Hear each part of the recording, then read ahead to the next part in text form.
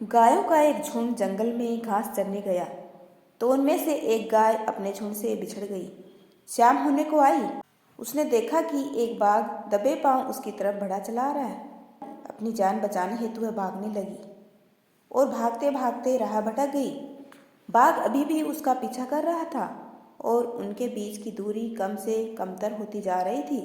दौड़ते दौड़ते गाय एक तालाब के पास जा पहुंची और बाघ से बचने के लिए उसमें घुस गई। गाय का पीछा करता हुआ बाघ भी बिना विचारे उसी जलाशय में घुस गया। शुक्र है तालाब अधिक गहरा नहीं था, परंतु जंगल में होने से उसकी रख रखाव करने वाला तो कोई था नहीं, अतः वह कीचड़ से भरा हुआ था और गाय धीरे धीरे कीचड़ में धंसने लगी। बाघ तालाब में भी गाय का पीछा कर रहा था, अतः वह भी तालाब के कीचड़ में धंसने लगा। गाय के एकदम पास पहुंच जाने पर भी वह कीचड़ से हुई फिसलन के कारण गाय को दबोचने में सफल नहीं हो पा रहा था। स्थिति ऐसी आ गई कि दोनों ही करीब करीब गले तक कीचड़ में धंस चुके थे और हिल भी नहीं पा रहे थे। एकाएक गाय ने बाघ से पूछा, क्या तुम्हारा कोई अपना या फिर कोई मालिक है? बाघ ने गुर्राते हुए उत्तर दिया, मैं तो इस जंगल का राजा हूँ, मेरा कोई मालिक कैसे हो सकता है? मैं स्वयं ही यहाँ का मालिक हूँ। लेकिन तुम्हारी शक्ति का यहाँ क्या उपयोग? गाय ने पूछा।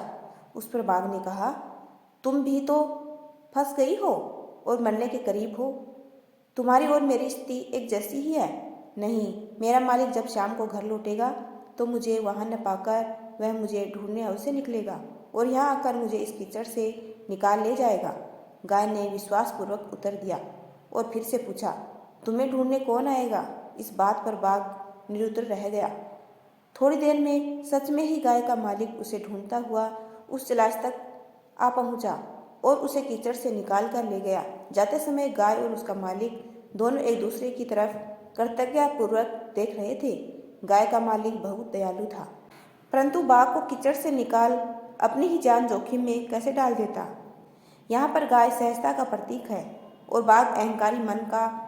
गाय को विश्वास था कि उसका मालिक आकर उसे बचाएगा, परंतु अहंकारी बाघ स्वयं को ही सर्वश्रेष्ठ सबसे शक्तिशाली मानता था और इसी घमंड में उसका अंत हो गया। यदि आपको मेरा छोटा सा प्रयास अच्छा लगा हो तो चैनल को लाइक शेयर एंड सब्सक्राइब कीजिए। आपका अपना कीमती समय देने के लिए दिल से धन्यवाद।